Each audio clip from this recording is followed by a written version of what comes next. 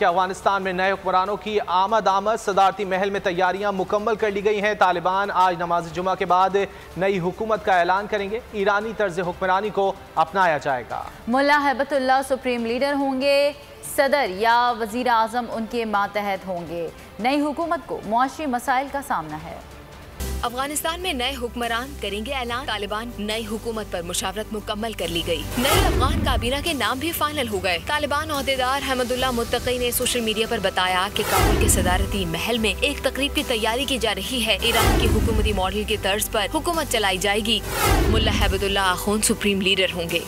Supreme leader Hibatullah आखुंद के मातहत एक governing council बनाई जाएगी, जिसकी सरबराही सदर करेगा। खवातीन की मुनासिब तादाद निजाम का हिस्सा होगी, मगर उन्हें आला ओहदे नहीं दिए जाएंगे। गुज़िश्ता 20 बरस के दौरान हुकूमती ओहदों पर रहने वालों को शामिल नहीं किया जाएगा। तालिबान के लिए सबसे बड़ा चैलेंज तबाह हाल मईशत है। इस पर बात करते हुए तर्जुमान तालिबान ज़बीउल्लाह का कहना है कि तमाम चैलेंजेस पर काबू पा लेंगे। अतालवी अखबार को इंटरव्यू में कहा कि नई हुकूमत इब्तिदाई तौर पर चीनी इमदाद पर भरोसा करेगी।